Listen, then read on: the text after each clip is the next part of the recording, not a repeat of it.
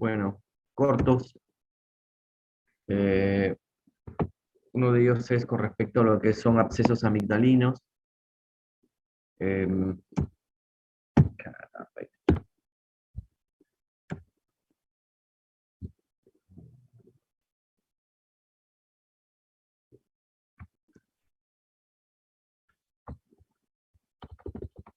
Bien. Em, los abscesos amigdalinos o periamigdalinos están dentro de la clasificación de lo que nosotros conocemos como faringitis profundas, ¿sí? Los abscesos amigdalinos son procesos infecciosos que causan una celulitis indurativa o supurativa de los espacios perifaringios. Acá donde tenemos que hacer la diferencia entre lo que es un flemón o un absceso, ¿sí?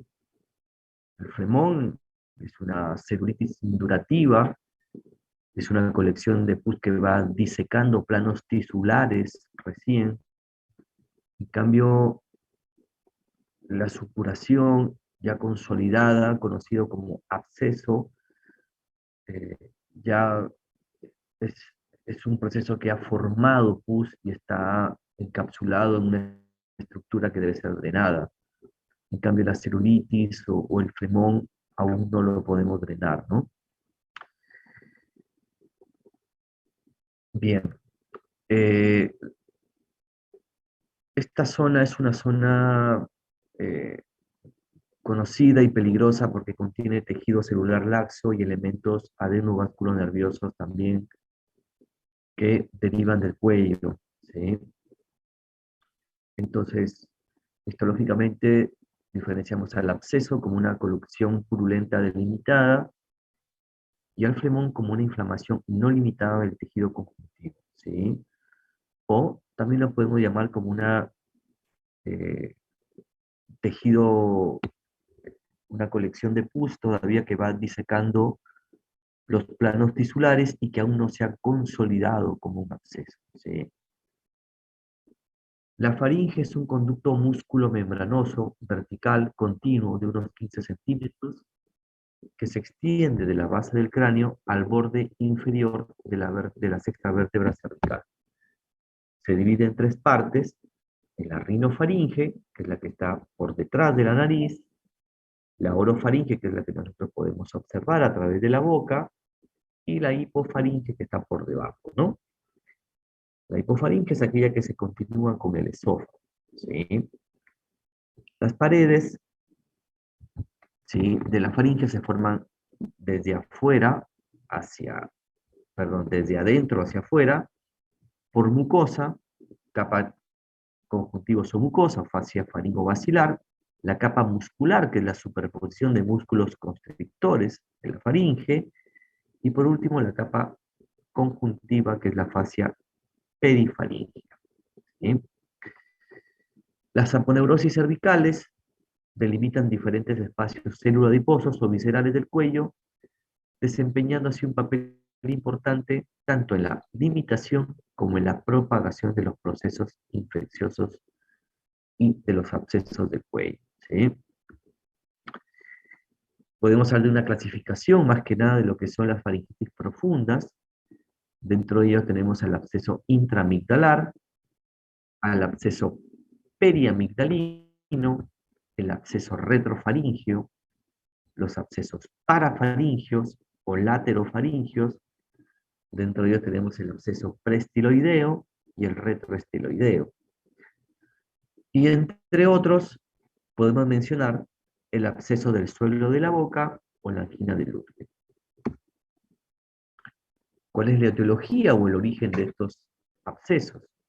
Lo más común, el origen son producto de infecciones de la faringe, especialmente los abscesos intramigdalinos y los periamigdalinos. Y dentro de todo, tenemos que gérmenes involucrados, los más frecuentes es el Streptococcus anaerobios, y al final siempre vamos a encontrar una flora polimicrobiana.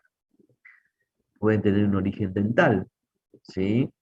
Especialmente los abscesos del piso de la boca o las anginas de Ludwig suelen tener un origen de tipo dental, ¿sí?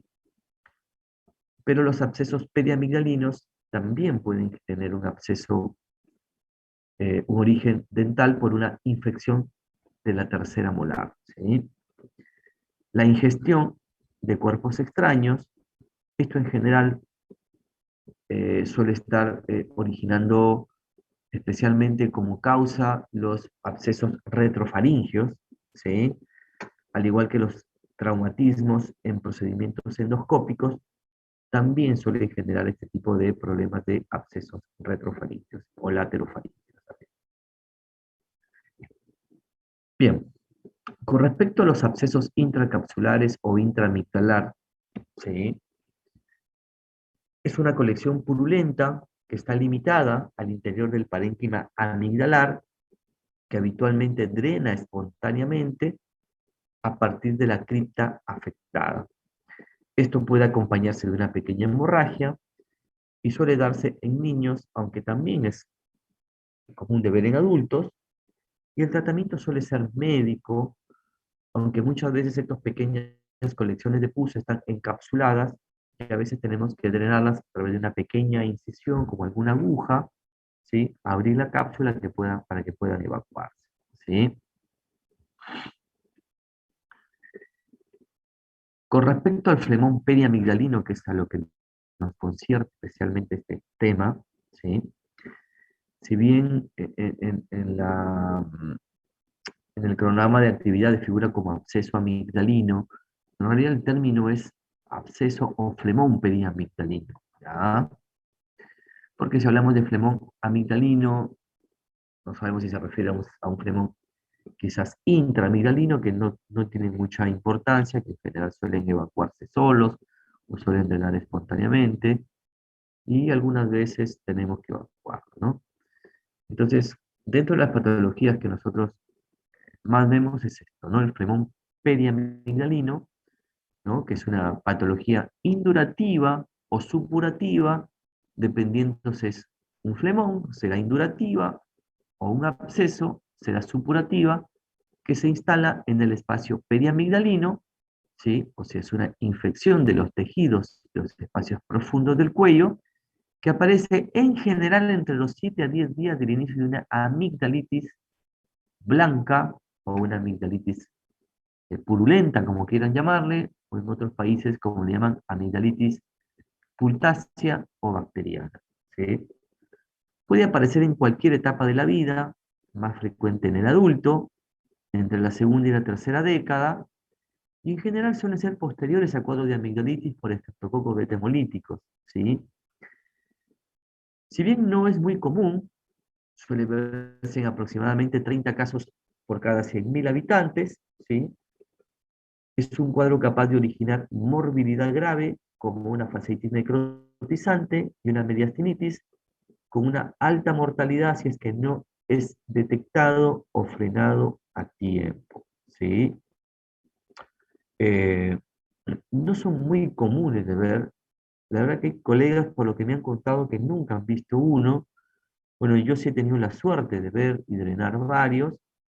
No son muy comunes, como les vuelvo a repetir. Este año tuve la posibilidad de ver uno en el mes de enero. Bueno, hasta el día de hoy no he vuelto a ver otro. Este, y bueno, ya les contaré la historia.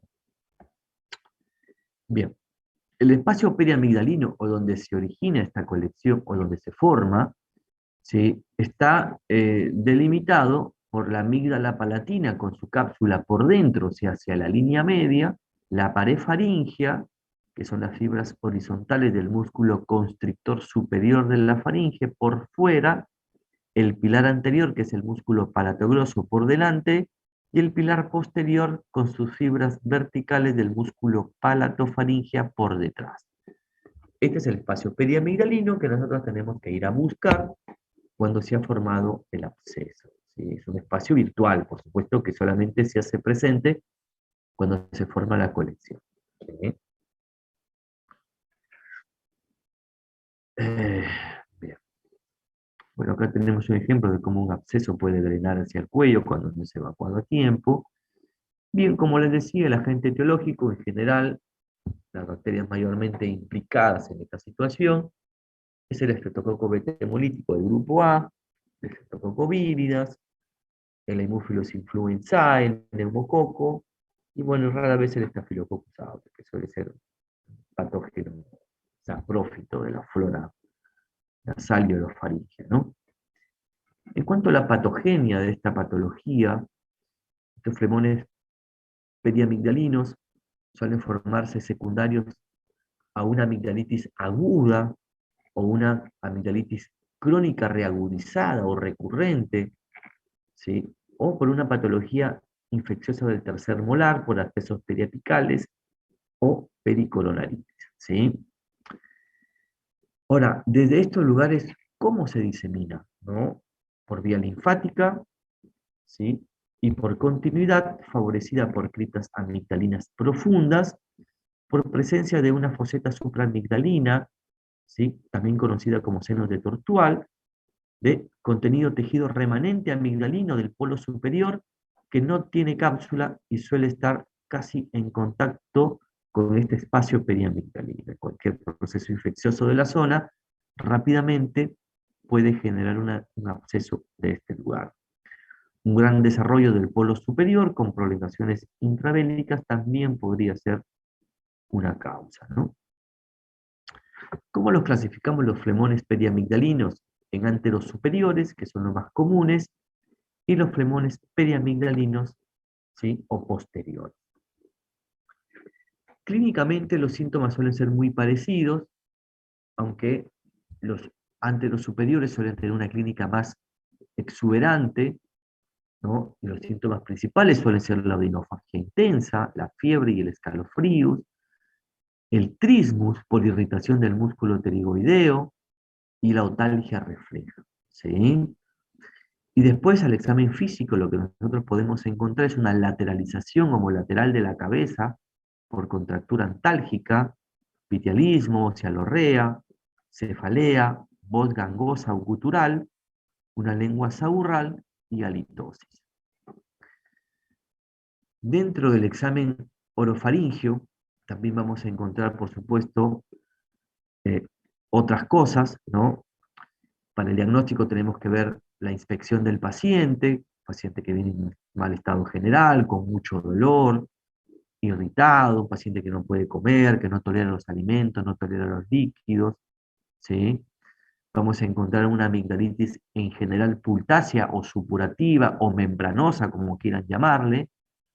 Vamos a encontrar una amígdala desplazada hacia abajo y hacia la línea media, un abombamiento del pilar anterior en la zona superior, un edema de la úvula, que esto es característico, y del velo del paladar en este lado, con un desplazamiento de la úvula al lado contralateral.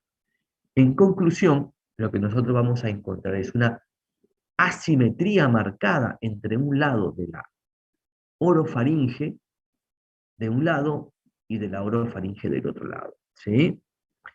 Y algo muy característico, por ejemplo, que yo lo veo mucho y cuando veo un paciente con una amigdalitis pultácea o supurativa o membranosa o blanca o bacteriana, como quieran llamarle, ¿sí?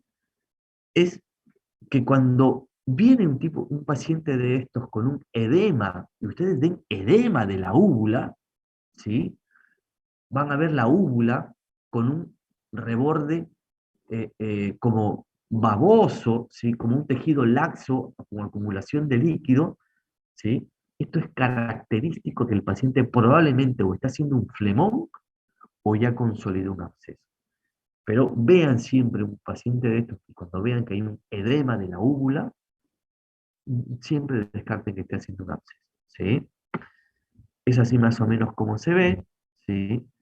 La úvula, el abombamiento, ¿sí? De la porción anterosuperior, ¿sí? Del paladar y de la amígdala, ¿no? Y acá ven cómo este tejido laxo edematizado, que es característico de los flemones, ¿no?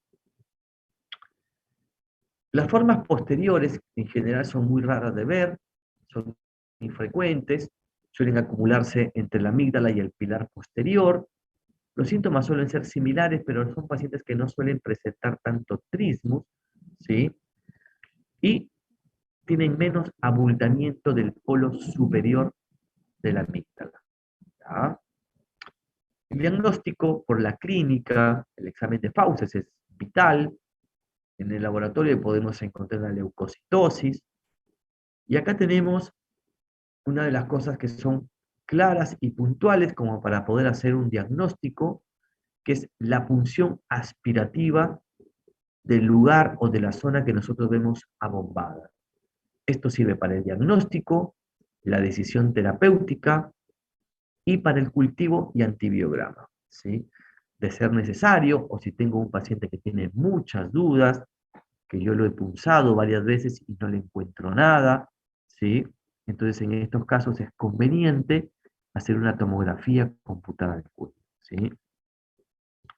Hay que hacer el diagnóstico diferencial con una periamigdalitis, con un absceso parafaringio, con tumores como los linfomas o adenomas pleomórficos, ¿no?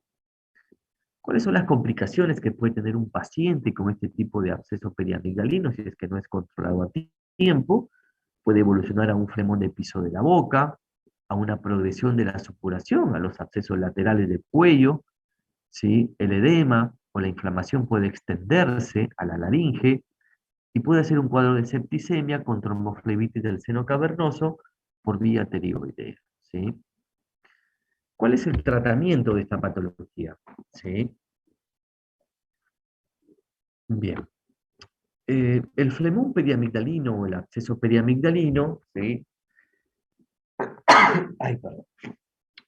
Si bien a pesar de que es una patología frecuente, no existe hasta el día de hoy un tratamiento único para poder abordar, ¿sí? Ustedes van a leer en la bibliografía muchas referencias con respecto a que hay algunos que aconsejan algunas cosas, ¿sí? Por ejemplo, durante una época aparecieron bibliografías que recomendaban solamente antibiótico endovenoso más punciones aspirativas repetitivas, ¿no?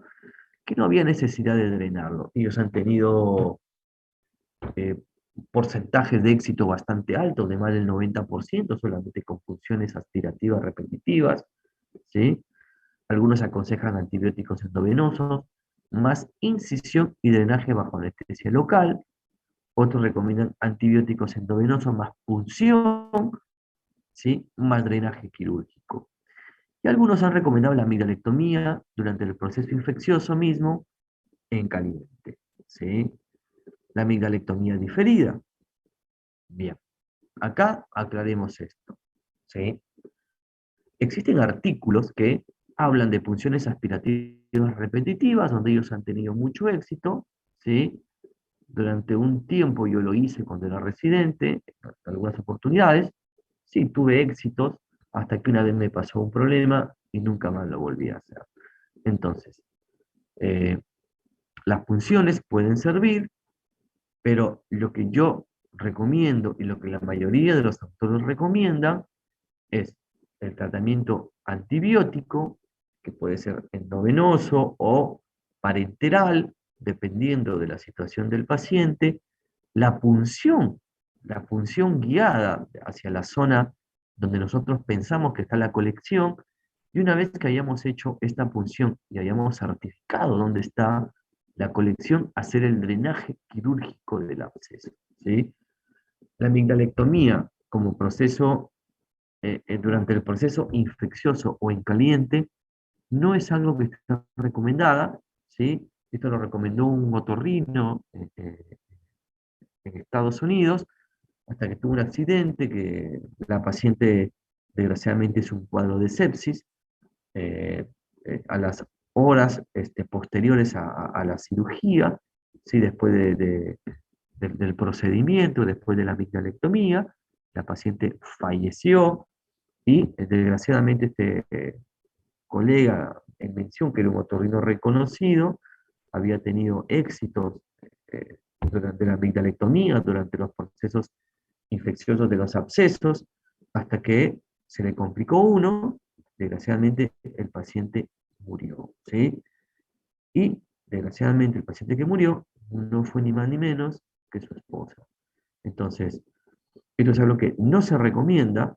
Lo que se recomienda es una amigdalectomía, sí, pero diferida a los 40 días después de haber sido enfriado el cuadro o después de haberse solucionado el cuadro de la colección purulenta, ¿no? Y la verdad es que yo tuve la oportunidad de hacer punciones repetitivas en algunos pacientes, hasta que hace unos años eh, lo hice en una abuela de 75 años, me parece, de 80 años, que viene con una colección. Le hice punciones, a punciones repetitivas, hasta que el absceso aparentemente terminó de evacuarse, la paciente estuvo mejor, partió a su casa con antibióticos, y en menos de 72 horas regresó otra vez con lo mismo. Entonces, la paciente, por supuesto, vino de mala gana, con mala cara, y tuve que drenarla, tuve que abrirle el absceso, y bueno, esta es una premisa que a mí siempre me la enseñaron cuando era residente de cirugía, ¿no? Absceso drenado, absceso curado. Entonces, la recomendación para ustedes como tratamiento es el tratamiento antibiótico, ¿sí? Endovenoso o parenteral, ¿sí? Más la punción para poder guiarte y ver dónde está la colección, más el drenaje quirúrgico posterior, ¿sí? Entonces, si yo tengo un paciente que tiene un absceso o una colección purulenta, ¿qué hacemos? ¿Lo internamos o lo mandamos o lo enviamos a la casa? Bien, tenemos dos alternativas. La primera opción es la opción antibiótico-terapia, ¿sí? Si yo tengo un paciente que tiene una colección o un fumón, que tiene buena tolerancia oral, que es un paciente que tolera los líquidos, ¿sí? Puedo pensar que le puedo dar a tratamiento antibiótico bioral por 7 a 14 días si es que tiene tolerancia, ¿no? Ahora, si tengo un paciente que no está tolerando, que no tiene la vía oral, que no tolera líquidos, es un paciente que lo tengo que hospitalizar. En este caso, el paciente hay que hospitalizarlo con penicilina G sódica, ¿sí? Sola o combinada con clindamicina o metronidazol, o en su defecto, si es un paciente que tiene resistencia antibiótica, o es un paciente que ha recibido tratamientos antibióticos reiterados anteriormente, es recomendable la ceftriaxona combinada con clindamicina, ¿sí? Los analgésicos y antiinflamatorios, corticoides, importantes para disminuir el edema y la odinofagia, podemos usar betametasona o dexametasona, le podemos agregar metamisol más dextropropoxifeno. En general, yo he usado durante muchos años penicilina G sódica con clindamicina, ¿sí? Eh, pero últimamente estoy viendo resistencia de algunos pacientes que hacen abuso de antibióticos con respecto a la penicilina, ¿no? Por un tema de seguridad, salvo que sea un paciente que lo tenga en el hospital, ¿sí? Les estamos agregando ceftriaxona con clindamicina, dexametasona y metamisol para poder eh, desinflamar, mejorar y calmar el dolor, ¿sí? Y después tenemos la segunda opción, que es el drenaje quirúrgico, ¿sí? Pero el drenaje quirúrgico dependerá si esto es un absceso o es un flemón, ¿sí? Entonces, en este caso, lo que hay que hacer es tactar la zona y punzar con aguja bajo anestesia tópica local, ¿sí?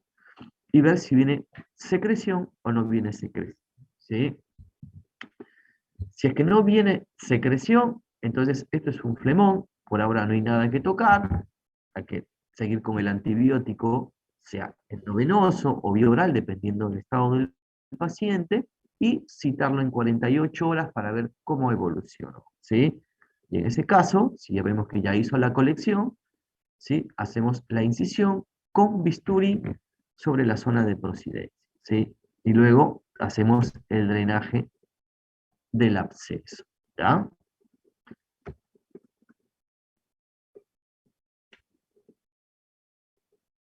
Bien. Más o menos, bueno, no es que le hacemos una incisión tan grande, porque es una incisión para una amigdalectomía, más o menos, ¿no? Pero si hacemos una pequeña incisión en esta zona, a nivel de la protusión del polo superior, ¿sí? La amigdalectomía en general está indicada a los 30 o 40 días luego del flemón y en pacientes con antecedentes de flemones previos, ¿sí? En general, la evolución de estos pacientes suele ser buena y una rápida mejoría luego del tratamiento y especialmente luego del drenaje. Hay un 25% de pacientes que presentan más de un episodio. La amigdalectomía es el tratamiento definitivo para que no vuelva a aparecer. Clásicamente, la amigdalectomía estaba indicada si existían dos episodios. Actualmente la elección es individualizada en cada paciente. Es más, yo cuando era residente, nosotros nos enseñaban de que un paciente que hacía un flemón solamente o un absceso ya tenía el camino hecho para poder hacer el segundo, entonces era un paciente que tenía que ir definitivamente a una amidalectomía. Pero como en medicina la verdad de hoy es la mentira del mañana, entonces las cosas han cambiado con el tiempo. Hoy te dicen que tienen que hacer dos episodios, ¿sí? Pero ahora te dicen que la elección es individualizada. Yo, la verdad es que eh, la mayoría de los pacientes que en los últimos años han venido con abscesos y uno les indica la amigdalectomía, la mayoría no regresa para operarse, ¿sí? Será por un tema económico, por ignorancia, difícil saberlo, ¿sí? Pero no ha regresado ninguno de estos pacientes que yo recuerde con un segundo flemón, por ahora, ¿no? Por ahora. Pero la indicación está dada, siempre es aconsejable decirle a un paciente que tiene amigdalitis purulentas, bacterianas o blancas a repetición y que de repente evoluciona a un absceso, creo que es un paciente que tiene indicación de una amigdalectomía, ¿sí? Y la amigdalectomía en frío debe de hacerse diferida a los 30 o 40 días, ¿ya? Como dice acá abajo, la amigdalectomía en caliente no se debe realizar por el riesgo de sepsis. Muy bien. Bueno, chicos, ¿tienen alguna duda con respecto a este tema? Soy todo oídos.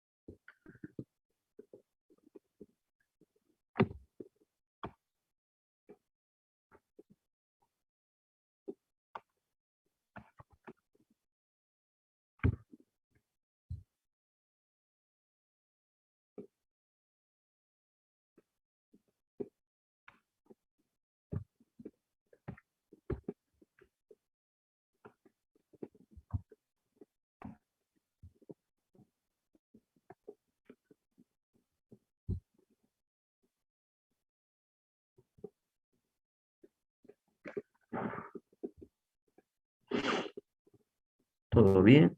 Todo en tema. Encarar el otro tema, que son cuerpos extraños en oído. Bien, dentro de la currícula está esto, ¿sí?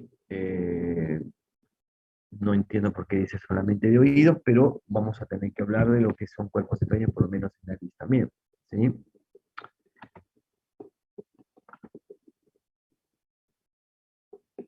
Bien. Con respecto a los cuerpos extraños en general, eh, aparecen por múltiples razones, ¿no? Curiosidad, exploración de partes del cuerpo, diversión. Hay un factor iniciador que puede ser la picazón de la nariz, el oído, irritación provocada por rinitis, notalgia. Muchas veces la presencia del cuerpo extraño puede pasar desapercibido. Esto puede llevar a una infección, necrosis y licuefacción del tejido, especialmente en baterías alcalinas, ¿sí? Epidemiológicamente, los cuerpos extraños aparecen por debajo de los 5 años, sobre todo en menores de 2 años. El 60-80% de los casos suelen ser vegetales, son menos frecuentes los restos de alimentos, metales, plásticos, globos, etc. Hay un segundo pico de incidencia que es alrededor de los 11 años, de elementos inorgánicos que en general suele ser por malos hábitos, ¿sí? Es común en varones, en general el niño suele encontrarse comiendo o jugando en presencia de otra persona. En Estados Unidos, estos cuerpos extraños, especialmente en la vía aérea, suelen la causa de 300 muertes por año, y el ahogamiento por cuerpos extraños representa el 40% de las muertes accidentales en menores de un año. Los objetos más frecuentes encontrados, ¿sí? Redondos, esféricos o ovalados, juguetes, granos, semillas, lo que a ustedes se les ocurra, puntas de lápiz, parte de dulces, esponjas, borradores, etcétera, etcétera, etcétera. ¿Por qué aparece en los menores de 2 años? Hay una natural atracción y curiosidad por objetos pequeños, ¿sí? Los niños menores de 2 años tienen una movilidad que les hacen deambular por el hogar libremente y acceder a los objetos. Hay un intento de imitación de hábitos alimentarios del adulto. Tienen cierta inmadurez de los mecanismos de la atención, por eso muchas veces pasan a la vía aérea. A la vez, un cierto déficit en el desarrollo de su dentición.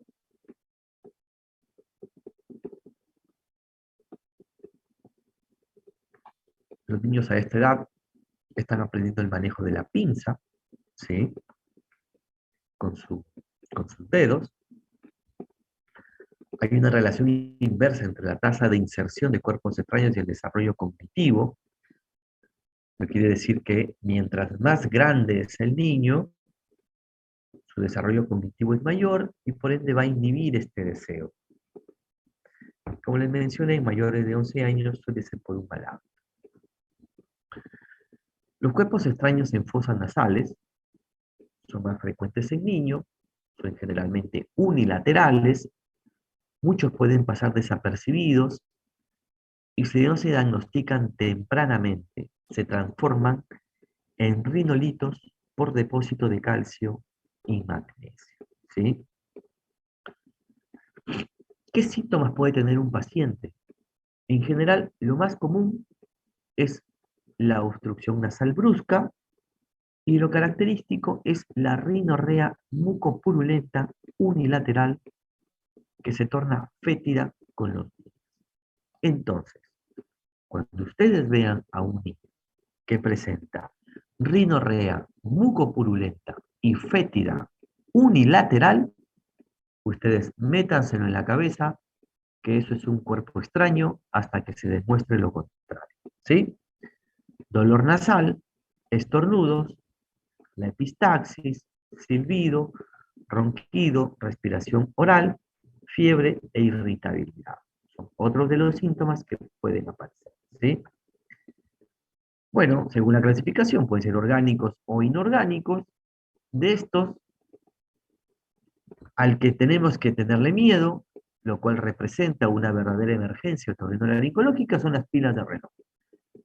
Las pilas de reloj, porque en menos de 2 o 3 horas, estas sustancias, estos objetos empiezan a eliminar sustancias corrosivas que pueden generar una perforación, tanto a nivel de la mucosa del tabique como a nivel de y menos, peor todavía, en la garganta o en el esófago, ¿sí? He visto niños con fístulas esofágicas por pilas de reloj. Así que hay que sacarlo urgente. El diagnóstico por la anamnesis, el cuadro clínico, la rinoscopía anterior, ¿sí? La radiografía de perfil, mucho no la pedimos, salvo que pensemos en un cuerpo extraño metálico, una fibroscopía nasal, si es importante, y una microscopía también en caso que no tengamos, ¿no? Diagnóstico diferenciales, con los pólipos, la desviación septal, las masas nasales, la rinitis y la atresia de Cohen, ¿sí? El cuerpo extraño en fosa nasal, vemos acá una radiografía, aparentemente es un cuerpo extraño de tipo metálico. Esto es un rinolito, imagen de un objeto que se ha calcificado, ¿sí? Con el tiempo. Lo mismo, fosa nasal izquierda. ¿Cómo es el manejo del paciente con un cuerpo extraño? Primero, ¿sí? Si yo veo que tengo un niño con un cuerpo extraño, siempre lo que se recomienda es evitar colocar gotitas vasoconstrictoras. ¿Por qué? Porque la vasoconstricción genera que se retraiga o se chupe el cornete inferior, que es donde está anclado, y puede pasarse la vía aérea y lo puede aspirar. ¿Sí? Existen algunas técnicas. Una de ellas es a través de la presión positiva, que es la técnica de Sorres, con un catéter por fosa contralateral, y soplar, o la de Navinsky con una fuente, ¿sí?, de oxígeno, con 10 a 15 litros por minuto. Otro es a través del estornudo, ¿sí?, y los lavados nasales, ¿no? En general, si yo viene un paciente a verme a mí como otorrino, yo pues no le voy a aplicar la técnica de soplarle la nariz o meterle oxígeno. Yo le tengo que solucionar el problema, ¿sí? El estornudo sí lo he visto una vez en un paciente que lo tenía para sacar un cuerpo extraño y de repente estornudó y se le salió. Ese sí es eficaz, en algunos casos. Después el lavado nasal, en general está indicado para pequeños cuerpos extraños o restos que pudieran haber quedado. Por ejemplo, una vez vi un niño que se metió un pedazo de comida para pollos en la nariz y cuando lo quise extraer se me desarmó todo. Entonces tuve que empezar a aspirarlo. Y en este caso posterior, bueno, se le indicó a la mamá que le haga ciertos lavados nasales como para que pueda este, eh, eliminar pequeños restitos microscópicos que pudieran haber quedado, ¿no? Pero si tengo un cuerpo extraño que lo estoy viendo, no lo voy a mandar a lavar, lo tengo que extraer. Y lo mejor en estos casos, la técnica ideal es la extracción mecánica. Ni el soplido, ni el lavado, ni el estorbo. Entonces, me viene a ver a mí y yo tengo que hacerle una extracción mecánica bajo anestesia local o general, dependiendo de la ubicación, tamaño y características del cuerpo extraño. Mucho cuidado con empujar el objeto. Siempre hay que mirar, ¿sí? Si yo tengo un objeto que es de superficie lisa, ¿sí?, lo tengo que sacar con un forceps, con una bayoneta o con un pico de pato, como por ejemplo estos dos de acá. Pico de pato, o una cocodrilo, o una alligator, ¿no? Si es un objeto suave, puede ser con succión, o puede ser con una pinza de cocodrilo también, como esta de acá. Si es un objeto esférico, por supuesto que no lo voy a poder agarrar ni con la cocodrilo, ni con la pico de pato, voy a tener que utilizar un gancho romo o un alambre en asa, como este que está acá, ¿no? Y esto en general, si es que uno lo puede ver a simple vista bajo visión directa, y si no lo ve, hay que hacerlo bajo visión microscópica o endoscópica, ¿ya? Y si tengo un objeto animado, lo primero que tengo que hacer es inmovilizar, ¿sí? ¿Y qué objetos inanimados muchas veces he visto yo? Por ejemplo, las miasis, ¿no? Las miasis son comunes cuando vienen de la selva. La extracción la podemos hacer por vía endoscópica, ¿sí?, con estos lentes de Hopkins, bajo anestesia general. Después tenemos el manejo post-extracción, ¿sí? Si hay signos de inflamación, le podemos indicar, como les dije, lavados nasales con solución salina por una semana. Si tengo un paciente que tiene signos de infección, le agrego antibiótico local o sistémico dependiendo de la extensión o de los días que puede haber tenido el cuerpo extraño, ¿no? Muchas veces el cuerpo extraño tiene algunas horas, que a veces no hay necesidad de darle antibiótico, ¿sí? Sino simplemente lavados nasales o algún descongestionante. Pero si ya tiene días y veo que está infectado, sí se recomienda el tratamiento antibiótico. ¿Qué tipo de complicaciones puede tener este paciente? ¿Sí? Por manipulación errónea, excesiva, intentos repetitivos, prolongados y dolorosos, pueden aparecer epistaxis, perforaciones del tabique nasal, infecciones, impétigo vestibular y periorificial, inflamación local, y rara vez apneas del sueño, celulitis faciales, etcétera, etcétera, etcétera, y el miedo, ¿no? Son cosas más raras de ver. Y con respecto a los cuerpos extraños en el oído, tenemos que muchos de ellos pueden pasar asintomáticos, ¿sí? Si no pasan asintomáticos, pueden aparecer síntomas como otorrea, acúfenos, otalgia, hipoacusia, perforación del tímpano y necrosis de la piel, ¿sí? Hace poco vimos a un muchacho con un cuerpo extraño parecido a este, pero no a este nivel, sino a este nivel, que ni se acuerda, ¿no? Muchacho de 12 años, me parece, que el cuerpo extraño no sale, ¿sí? No sale porque debe tener años ahí, y este hueso cuando es irritado hace como una exostosis, ¿sí? Eh, bueno, este paciente hay que dormirlo para sacarlo, fresar quizás el hueso para darle campo, ¿no? Esto, por ejemplo, es la punta de un lápiz, paciente del consultorio de nosotros. ¿Cómo hacemos el diagnóstico? A través de una visualización directa. Ubicación, forma, profundidad del objeto a través de una otoscopía o una otomicroscopía. Radiografía simple, en general no solemos pedirla, ¿sí? Tiene ciertas limitaciones y en realidad con la visualización directa suele ser suficiente. Diagnóstico diferencial a través de tapón de cerumen, tumor de conducto y otomicosis. ¿Cuáles son las complicaciones iniciales que pueden aparecer por una manipulación errónea, excesiva, intentos repetitivos, prolongados y dolorosos? Una perforación timpánica, infección, inflamación local, laceración del conducto, estenosis o necrosis de la piel del conducto y miedo.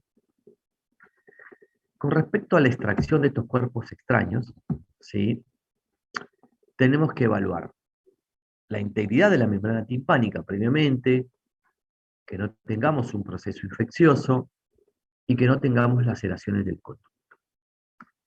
Si tenemos un niño o un adulto ansioso, lo podemos sedar, podemos poner semisentado o en decúbito lateral, ponerle un poquito de aceite para que resbale o lidocaína en gel, ¿sí? Y proceder a extraer. La extracción mecánica la podemos hacer a través de una visión microscopia o con un otoscopio con una lente removible a través de una irrigación con lavado, con solución salina o con agua tibia, ¿sí? O en su defecto, una succión con aspiración bajo visión microscópica, ¿sí? Hay que cambiar de método cuando yo veo que cuando el cuerpo extraño migró del conducto hacia el fondo, cuando hay un sangrado excesivo, cuando hay edema importante, cuando hay dolor o cuando hay una perforación, ¿sí? Tengamos en cuenta que en estas situaciones, ¿sí? Ya no es recomendable seguir insistiendo con los lavados, más que nada si tengo una perforación del tímpano, pues en estos casos hay que buscar otras alternativas que no sea la irrigación, sino la extracción mecánica bajo visión microscópica o con un otoscopio con lente removible, ¿sí? Después tenemos cuerpos extraños especiales, poco comunes, como son los cuerpos extraños que aparecen en senos paranasales, ¿sí? Que son poco frecuentes y que son clásicos de las sinusitis crónicas micóticas, Como por ejemplo, esta imagen en este seno maxilar, ¿sí? Esto es clásico de una micosis de seno maxilar. Esto tiene que operarse por vía endoscópica o combinada con Catwell-Loop. Los rinolitos, ¿sí? Que son calcificaciones de los cuerpos extraños con síntomas de obstrucción respiratoria y rinorrea mucopurulenta, que deben ser evaluados a través de una rinoscopía anterior o una endoscopía rígida, o en su defecto pedir una tomografía de senos paranasales para ver la extensión y programarlo para sala de operaciones para sacarlo bajo anestesia general, ¿sí? Después tenemos las pilas en los conductos y la cavidad nasal. Como les mencioné, son síntomas, dependen del tiempo de exposición, de la localización y la composición química. Mientras más tiempo esté la pila en el conducto o en la cavidad nasal, ¿sí? Van a generar ulceración, necrosis, perforación del tabique o la membrana y otorrea oscura, ¿sí? Así que estos cuerpos extraños deben ser sacados lo más pronto posible, ¿sí? Muy bien, muchas gracias por escucharme. Si tienen